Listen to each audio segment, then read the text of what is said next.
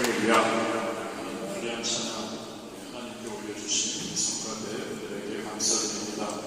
우리 한번 복되신 구세주 예수님께 우리 성가대에서 찬양하는 것처럼 우리도 하나님께 영광의 박수 올려드리겠습니다. 우리 시간에는 공제성령 읽기 113일차입니다. 항상 성령 충만해야 하기에 할렐루야.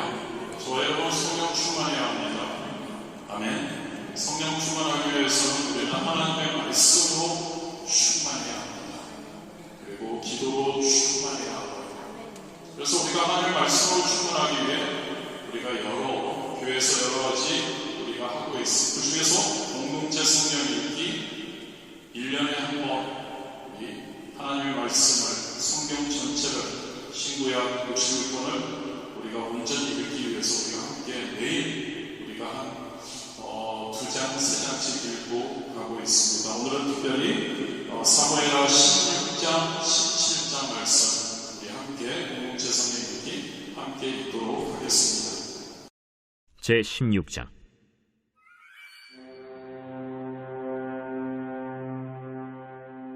다윗이 마루턱을 조금 지나니 무비보셋의 종 시바가 안장 지은 두 나귀에 떡 200개와 건포도 100송이와 여름과일 100개와 포도주 한 가죽 부대를 싣고 다윗을 맞는지라. 왕이 시바에게 이르되, 내가 무슨 뜻으로 이것을 가져왔느냐? 나귀는 왕의 가족들이 타게 하고 떡과 과일은 청년들이 먹게 하고 포도주는 들에서 피곤한 자들에게 마시게 하려 함이니이다. 내 주인의 아들이 어디에 있느냐? 예루살렘에 있는데 그가 말하기를 이스라엘 족속이 오늘 내 아버지의 나라를 내게 돌리리라 하나이다. 무미보셋에게 있는 것이 다 내 것이니라. 내가 절하나이다. 내 주 왕이여, 내가 왕 앞에서 은혜를 입게 하옵소서. 다윗 왕이 바후림에 이름에 거기서 사울의 친족 한 사람이 나오니 게라의 아들이요 이름은 시므이라. 그가 나오면서 계속하여 저주하고 또 다윗과 다윗 왕의 모든 신하들을 향하여 돌을 던지니 그때 모든 백성과 용사들은 다 왕의 좌우에 있었더라. 시므이가 저주하는 가운데 이와 같이 말하니라. 피를 흘린 자여, 사악한 자여, 가거라, 가거라. 사울의 족속의 모든 피를 여호와께서 내게로 돌리셨도다. 그를 이어서 내가 왕이 되었으나 여호와께서 나라를 내 아들 압살롬의 손에 넘기셨도다.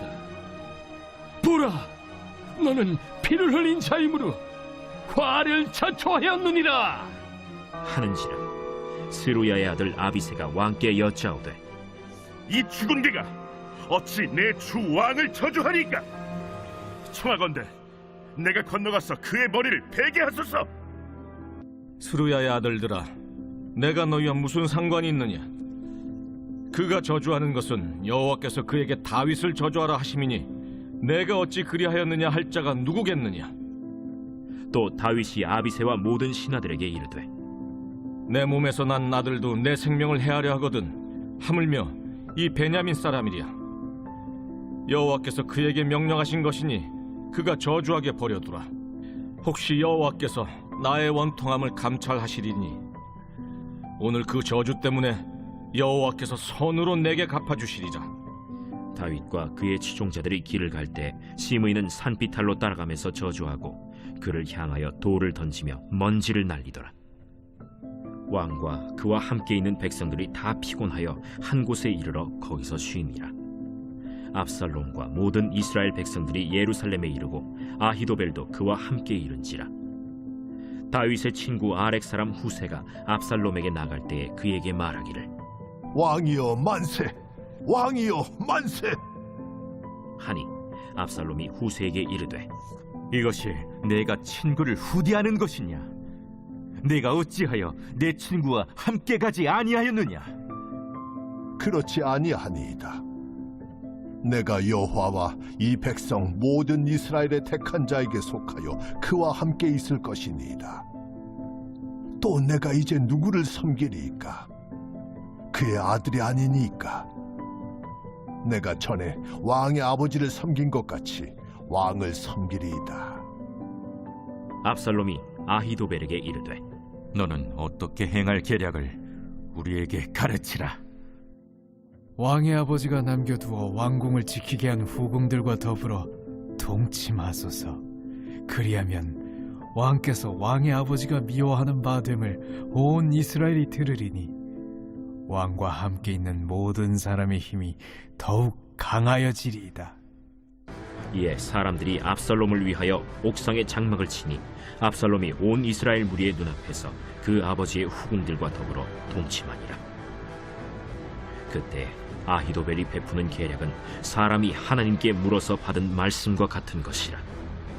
아히도벨의 모든 계략은 다윗에게나 압살롬에게나 그와 같이 여겨졌더라. 제 17장.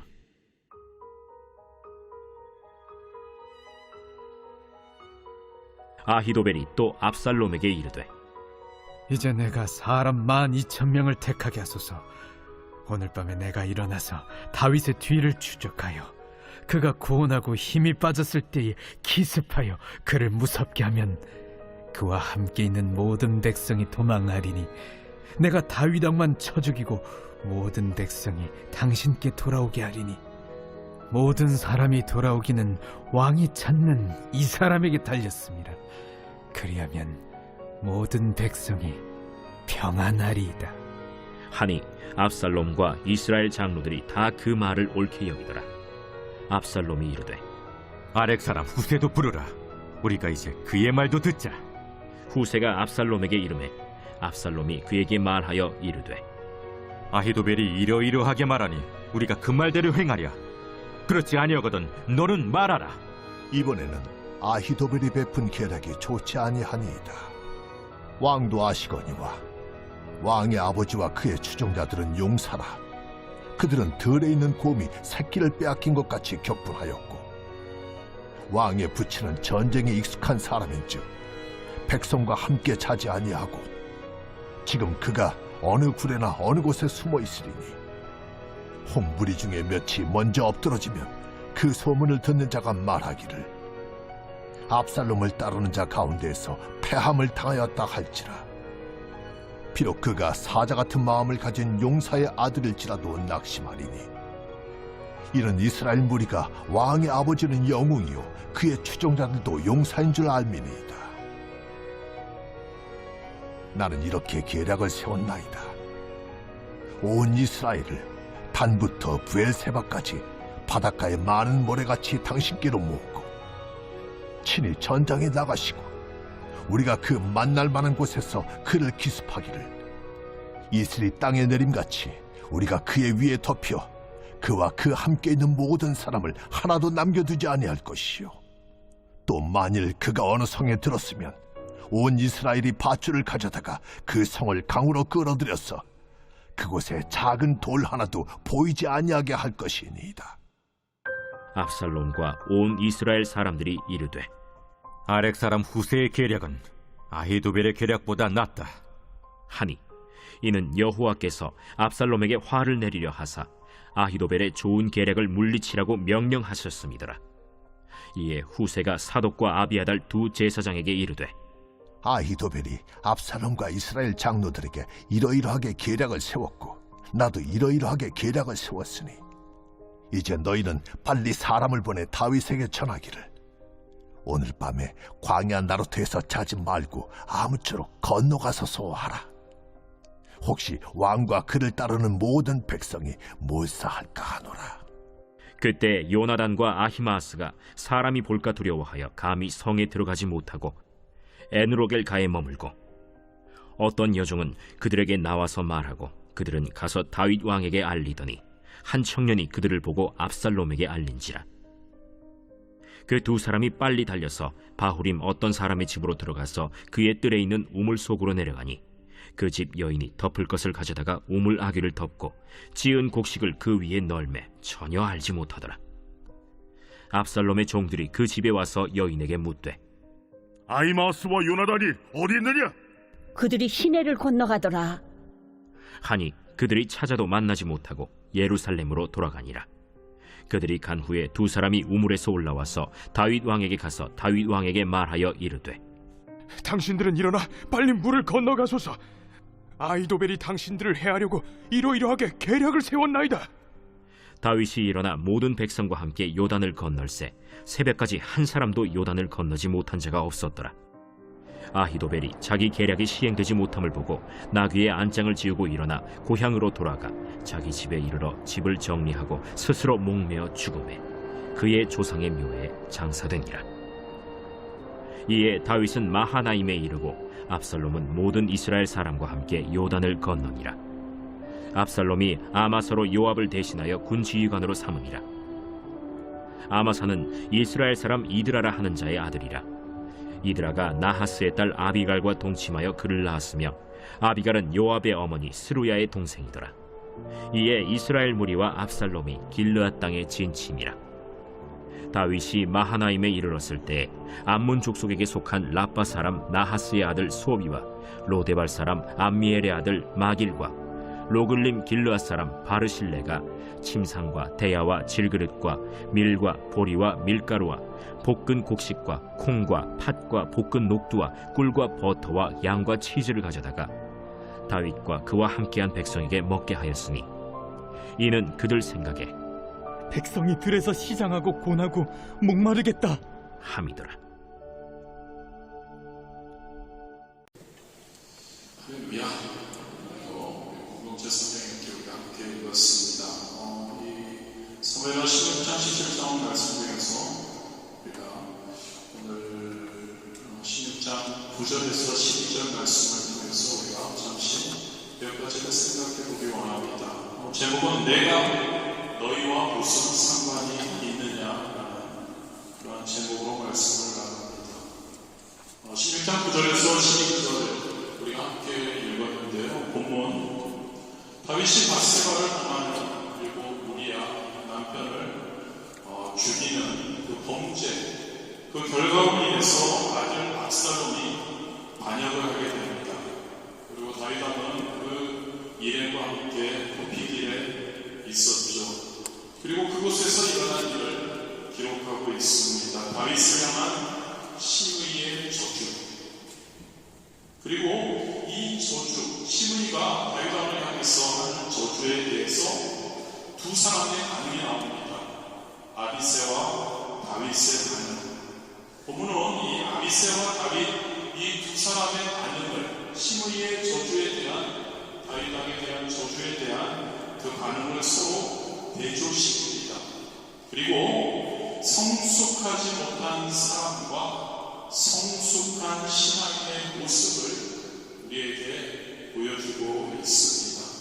저와 여러분, 하나님을 믿는 저와 여러분, 그리스도인 성도, 기왕이면 겨우겨우 하나님 나라에 들어가는 것이 아니라 하나님을 점점 닮아가고 예수님을 닮아가는 그러한 성숙한 그러한 성도 그리스도인들이 되기를 진심으로 원합니다.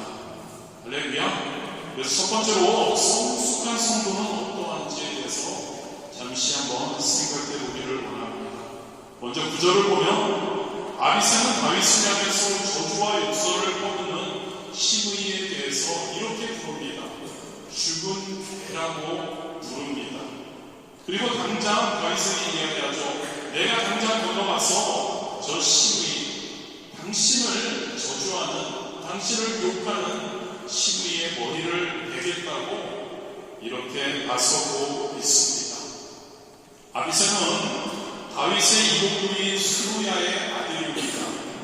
요압의 동생입니다. 다윗의 조카였죠. 아비새는 블레셋 사람 이스비스 그 놈을 죽입니다.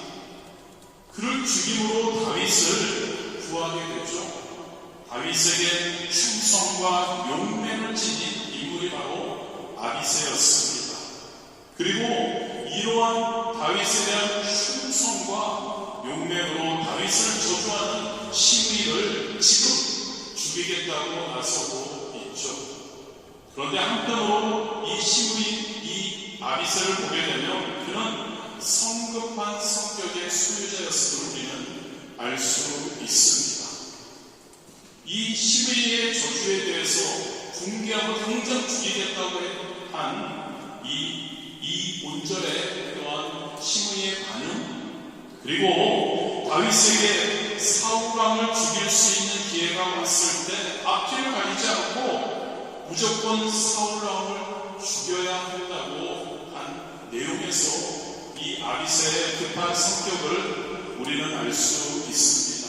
사무엘상 26장 8절이죠. 아비새가 다윗에게 이르되 하나님이 오늘 당신의 원수를 당신의 손에 넘기셨나이다. 그러므로 청하노니 내가 창으로 그를 찔러서 단번에 땅에 꽂게 하소서. 내가 그를 두 번 찌를 것이 없으리이다. 이렇게 아비새는 시므이의 저주에 대해서 당장 그를 쳐 죽이겠다고, 사울왕을 죽일 기회가 되니까 이제 사울왕을 내가 당장 죽이겠다고 다윗에게 이야기를 하죠. 급한 성격의 소유자 아비새. 그런데 여러분, 반대로 우리 다윗은 어떤가요? 10절에 보면 다윗은 아비새의 당신을 위해서 욕하는 저주하는 시므이를 죽이겠다고 그렇게 분개했는데, 다윗은 아비새의 요청에 대해서 이렇게 이야기를 합니다. 내가 너희와 무슨 상관이 있느냐? 이것은 이런 뜻입니다. 그 당시 이렇게 관용적으로 사용되는 표현이었죠. 나는 너하고 생각이 달라라는 또한 의미입니다. 당장 지금 내가 시므이를 죽이겠다고 하는데 다윗의 반응은 아니야, 나 너하고 생각이 좀 달라. 신중한 거죠. 어떠한 풍경과 어떠한 상황 가운데서 다윗은 신중하고 자제력이 있던 사람이었던 거죠.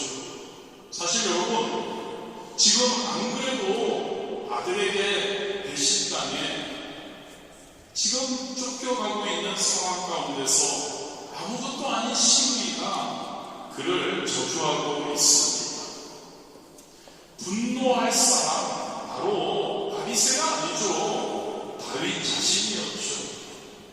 그렇습니다. 여러분, 사람들은 어떤가요? 보통 다윗과 같은 경우에 처하게 되면 사람들은 어떤가요? 자신의 잘못 여부를 떠나서 매우 분노하며 그를 보복할 것을 생각하게 됩니다. 그런데 당사자도 아닌 아비새보다도 다윗은 더 차분한 겁니다. 신중하게 현실에 임하고 있는 다윗의 모습을 우리는 볼 수 있습니다. 다윗, 아비새 두 사람의 모습이 같은 시므이의 저주, 그 저주 앞에서 어떤 모습인지를 우리가 알게 해주는 겁니다. 이 두 사람의 모습, 우리에게 많은 것을 생각하게 해주죠. 현대를 가리켜서 프레스토의 시대라고 합니다. 프레스토, 프레스한 거죠. 빨리빨리입니다. 우리 한국 사람은 더 그렇죠. 현대 사람들, 외국도 그렇지만 한국 사람들은 더 그렇습니다. 더 빨리, 더 빨리. 사람들은 빠른 것을 좋아합니다. 스피드를 좋아하죠. 속도를 좋아합니다. 매 순간 서두르는 경향이 있는 거죠. 일에서도 삶에서도 모든 것이 빨리빨리입니다. 더구나 감정의 표현에서는 어떤가요? 신중해야 할 때 자제하지 못하고 그 감정 또한 우리는 즉각적으로 드러냅니다. 모든 일을 깊이 생각해보고 결정하는 것보다는 즉흥적으로 하는 경우가 많이 있는 것 같습니다. 영원한 진리보다 말초적인 것들을 추구하기에 바쁜 게 현대 프레스토 시대라고 할 수 있습니다. 그런데 여러분, 세상은 그런데 저와 여러분은 어떠해야 할까요? 성도인 저와 여러분은 어떠해야 할까요? 그리스도인들인 저와 여러분은 어떠해야 할까요? 매사에 그런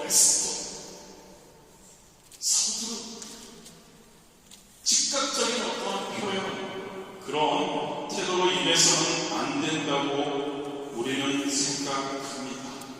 특별히 신앙에서요.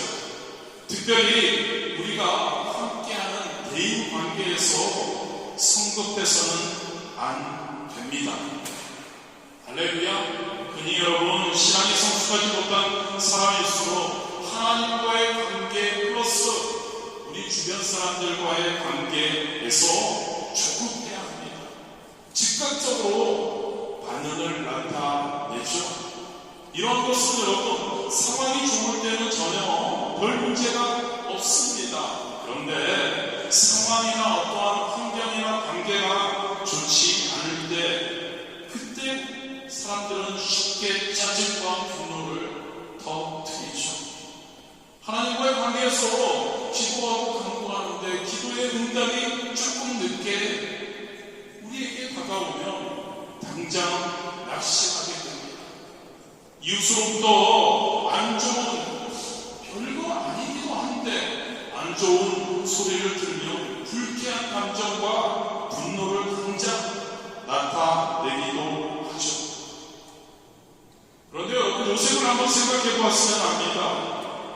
요셉은 어땠나요? 요셉은 형제들에 의해서 억울하게 노예로 팔려갑니다. 이방 땅에서 억울하게 온갖 어려움을 다 겪습니다. 그런데 성경 어느 곳에서도 요셉은 하나님과 형제들에게 원망과 분노의 감정을 품지 않았다고 합니다.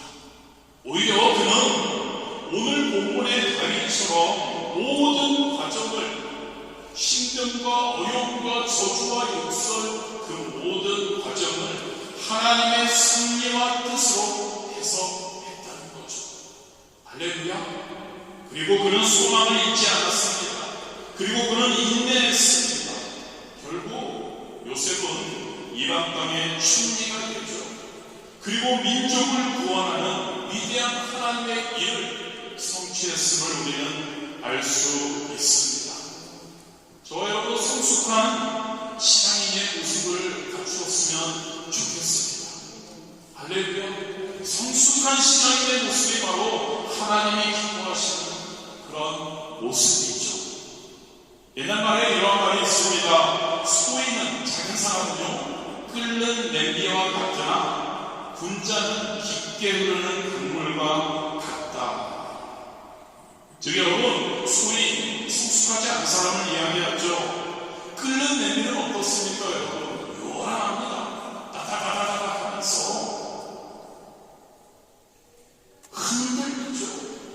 즉 여러분, 성숙하지 못한 사람은 무슨 일이든지 쉽게 흔들리지만, 군자, 성숙한 사람은 깊게 흐르는 강물과 같다.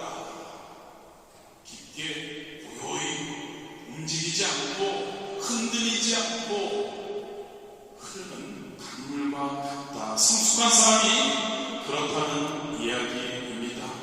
여러분, 저와 여러분 성도, 기왕이면 성숙한 성도, 바로 모든 일에서 세상 사람들은 어떠한 모습을 보이든지 저와 여러분 성숙한 성도가 되기 원하는 저와 여러분은 늘 하나님의 말씀 안에서 하나님의 말씀대로 정도를, 할렐루야, 정도를, 하나님의 길을 걸으면서 좌우나 우로나 치치지 않기를 진심으로 원합니다. 주변 사람들이 우리를 향해서 어떤 말을 해도, 때로는 기분 안 좋은 말, 악한 말을 해도 성급하게 우리가 화를 내지 않았으면 좋겠습니다. 노를 바라지 않았으면 좋겠습니다. 하나님 바라보고 하나님의 말씀을 기억하며 우리의 중심을 잃지 않았으면 좋겠습니다. 이에 대해서 성경은 잠언 29장 11절에 이렇게 이야기합니다. 어리석은 자는 그 노를 다 드러내어도 지혜로운 자는 그 노를 억제하니라. 할렐루야. 우리의 감정을, 프레스토가 아니라 감정을 하나님의 말씀 안에서 그것을 차지하는 그러한 우리가 되어야 한다는 것이죠. 모든 것을 빨리라고 외치고 어떤 사업이나 일이나 인간관계에 있어서 매사를 빨리 음식, 인스턴트라고 하죠. 어떤 인간관계와 어떤 일과 사업과 하나님의 일을 인스턴트식으로 해치우는 것을 좋은 것으로 여기는 지금 현대 세상 사람들, 그래서 더욱더 그들은 경박해지고 있죠. 이러한 시대를 우리가 살고 있는데 저와 여러분은 언제나 여러분 군자처럼 깊게 흐르는 강물처럼 저와 여러분의 인격의 시간이 점점 깊이를 가지고 나아갈 수 있기를 진심으로 원합니다. 또 상황이 어려워질 수 있습니다, 여러분. 심지어 우리를 향해서 많은 공격이 있을 수 있습니다. 그럼에도 불구하고 흔들리지 않았으면 좋겠습니다. 할렐루야. 성도는 흔들리지 않아야 합니다. 외부의 어떤 공격에도 흔들리지 않는 저와 여러분, 수준 높은 성숙한 성도의 모습 되었으면 좋겠습니다. 그럴 때 여러분, 세상 사람들 빨리를 외치고 가볍게 아무것도 아닌 것에 무엄정하는 그러한 세상 사람들, 저와 여러분같이 깊이 있고 성숙한 자제력을 가진 그리스도인들을 두려워하게 될 겁니다. 감히 하나님을, 교회를 향해서 헛된 말을 하지 못하게 될 줄 믿습니다. 성도가, 저와 여러분이 세상을 이기는 길 가운데 이겁니다. 예수님이 걸어가신 길이죠. 이사야 53장 7절 말씀입니다. 그가 곤욕을 당하여 괴로울 때에도 그의 입을 열지 아니하였으며 마치 도수장으로 끌려가는 어린 양과 털 깎는 자 앞에서 잠잠한 양같이 그의 입을 열지 아니하였도다. 모든 것보다 크신 우리의 하나님 믿으십니까? 모든 것을 하실 수 있는 우리 하나님, 그 하나님을 바라보는 우리가 되어야 합니다. 그 하나님을 바라보고 흔들리지 않는 그러한 성숙한 성도, 저와 여러분이 되시기를 진심으로 바랍니다. 성숙한 성도는 흔들리지 않아야 합니다. 깊이 있게, 성숙하게, 수준 높게. 할렐루야. 두 번째로 성숙한 성도는요, 우리에게 고난이 올 수도 있고 징계가 우리에게 올 수도 있습니다만 그 가운데서 우리는 그 상황에 휘둘리지 않고 하나님의 뜻을 발견해야 합니다. 10절부터 12절에 보면 시므이의 욕설과 이를 들은 아비새의 분노에 대해서 다윗 왕의 오늘의 주인공 다윗 왕의 태도가 나옵니다. 여기서 저와 여러분이 주목할 것은 다윗이 지금 자기가 처한 현재의 상황에 대해서 그는 인간적인 관점으로 해석하고 있지 않습니다. 그는 하나님입니다. 하나님 중심적으로 그는 하나님을 바라보며 그 상황을 해석하고 있다는 사실이죠. 즉 여러분, 다윗은 현재 자신이 받는 시므이로부터 받는 저주와 욕설, 그 수모가 자신의 죄에 대한 대가로 보고 있습니다. 동시에 그 가운데서, 그 욕설과 그 모욕 가운데서 하나님께서 자신이 회개하고 깨끗해지기를, 경건해지기를 원하시는 그런 하나님의 손길을 다윗은 발견하고 있다는 이야기이죠. 결국 여러분, 이러한 다윗의 태도는 하나님의 뜻과 섭리가 없다면 그 어떤 일도, 심지어 그것이 우리에게 고통과 모욕을 가져다주는 일이라도 결코 일어날 수 없다는 것. 모든 일에는, 있는 저와 여러분에게 원합니다. 저와 여러분의 삶의 모든 일에는 하나님의 뜻과 섭리가 있다.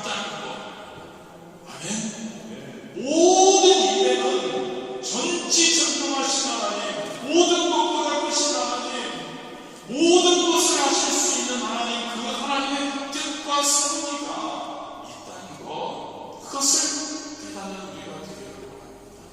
그것을 깨달은 다윗은요, 그의 인생과 신앙의 성숙함에 놀라운 결과물이었다는 것이죠. 성도인 저와 여러분, 하나님의 백성이어서 너무나 감사한 것 같습니다. 그런데 비록 하나님의 백성, 하나님의 자녀라고 해도 아직 우리는 예수 그리스도의 장성한 분량에 이르지 못하는 불완전한 존재입니다. 그래서 우리는 이 세상에 살아가면서 실수하지 않을 수 없습니다. 죄짓지 않을 수 없다는 거죠. 또 죄를 짓게 되면 공의의 하나님께서 우리를 징계하시고 연단하시죠. 즉 저와 여러분이 아무리 하나님의 자녀라고 해도 우리는 아직 불완전하기 때문에 우리는 죄를 지을 수 있고 실수할 수 있고 그것으로 인해 하나님의 징계와 연단을 우리는 받지 않을 수 없다는 겁니다. 또 인간으로 존재하는 이상 이 땅에서 우리에게 주는 고통과 고난을 피할 수가 없죠. 그런데 여러분, 성도는 기뻐했으면 좋겠습니다. 저와 여러분이 받는 고난과 징계는 이 세상 사람들이 받는 고통과는 분명한 차이가 있다는 거죠. 할렐루야. 저와 여러분이 고통받을 수 있습니다. 징계받을 수 있습니다. 그런데 세상 사람들과는 다르다는 겁니다. 세상 사람들은 그들이 받는 고통은 그들의 죄와 그에 대한 하나님의 형벌의 결과이지만 저와 여러분 성도들이 받는 징계나 고난은 우리를 연단하시고 우리를 성화시키고자 하는 하나님의 놀라운 사랑과 그리고 승리에서 나온다는 것을 기억하기를 원합니다. 히브리서 10장 6절입니다. 주께서 그 사랑하시는 자를 징계하시고 그가 받아들이시는 아들마다 징징질하시니라 되었으니. 여러분, 혹시 여러분들 중에 누군가 지금 하나님의 징계와 고난 속에 있다면, 그리고 우리가 그것을 앞으로 아니면 과거에 그것을 우리가 그 안에 더했었다면 그것이 바로 여러분을 향한 하나님의 사랑의 증거라는 것을 아시기를 진심으로 원합니다. 반대로 여러분, 범죄했는데도 저와 여러분에게 아무런 징계와 고통이 없다면 두려워해야 하겠죠. 히브리서 10장 8절에 이렇게 기록하죠. 징계는 다 받는 것이나 너에게 없으면 사생자여 참 아들이 아니니라. 지난주 말씀 혹시 기억하시나요? 나는 하나님의 뜻을 하나님의 뜻대로 살지 않는데 죄악 가운데 거해 있는데 실수한 가운데 거해 있는데도 내가 형통하다면 위기다. 지난주에 함께 나눴던 말씀입니다. 여러분, 저와 여러분이 진짜 당하는 어떠한 고통과 징계 같은 어려움과 고난이 이 모든 것이 만약 내가 하나님 안에 거하지 않는데 그것이 우리에게 임한다고 하면 감사한 겁니다. 할렐루야. 감사한 거예요. 사랑하시니까 우리를 징계하시고 우리를 힘들게 하시는 겁니다.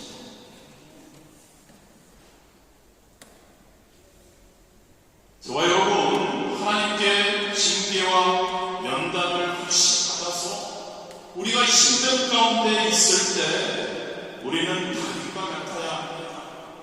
하나님의 섭리가 있다는 것을, 하나님의 뜻 가운데 내가 거하고 있다는 것, 즉 겸손한 모습으로 우리는 나아가야 할 줄 믿습니다. 그 신금을 통해, 연단을 통해 우리를 더욱더 성숙시키며 하나님의 손길이 있다는 것을 발견해야 합니다. 그래서 그 과정을 통해서 더욱 우리는 성숙한 성도로 성장해야 해야 할 줄 믿습니다. 그렇게 할 때 여러분, 우리 다윗은 어떻게 됐나요? 시부의 그 저주도 하나님의 뜻 안에서 이루어짐을 그는 알고, 그리고 그것을 통해서 더욱더 하나님 앞에서 죄짓지 않으려고 애썼던 그의 모습, 그것을 통해 성숙한 신앙인의 모습을 통해 궁극적으로 다윗은 다시 왕이 되죠. 모든 것이 다 회복되는 그러한 하나님의 놀라운 역사를 다윗은 체험했다는 것을 기억하기를 원합니다. 저와 여러분이 성숙한 신앙인, 성숙한 그리스도인, 성숙한 성도, 우리의 삶이 지금 어려움과 힘든 가운데 혹시 처해 있을지라도 그것이 바로 우리 하나님께서 나를 사랑하셔서 그것을 통해 내가 더 하나님 앞에 온전히 세워지고 내가 죄지은 것을 깨닫게 하셔서 나를 거룩해 하시고 회개케 하시고, 그리고 나를 그 연단을 통해 더욱더 강해지는, 더욱더 예수 그리스도를 닮아가는 성화의 단계에 이르게 해 주시는 하나님의 사랑이라는 것, 하나님의 섭리라는 것, 하나님의 뜻이라는 것을 우리가 매 순간 기억할 수 있게 되기를 진심으로 원합니다. 그럴 때 이러한 연단을 통해서 우리 하나님께서는 성도인 저와 여러분을 정금과 같이 성화시킵니다. 더 큰 하나님의 사명을 맡기시고 그것을 이루어가도록 인도해 주실 줄 믿습니다. 욥기 23장 10절입니다. 그러나 내가 가는 길을 그가 아시나니 그가 나를 발견하신 후에는 내가 순금같이 되어 나오리라. 할렐루야. 야고보서 1장 12절이죠. 시험을 참는 자는 복이 있나니 이는 시련을 견디어낸 자가 주께서 자기를 사랑하는 자들에게 약속하신 생명의 면류관을 얻을 것이기 때문이라. 연단과 고통과 징계와 모든 것들 다 우리를 단련시켜주셔서 정금과 같이 진짜 성숙한 그리스도인, 진짜 하나님이 기뻐하시는 하나님의 마음에 합한 다윗과 같은 그러한 저와 여러분, 그것을 위해 우리에게 주어져진다는 것, 그 하나님의 승리, 하나님의 뜻을 항상 기억하는 그러한 성숙한 성도 여러분 되시기를 진심으로 원합니다.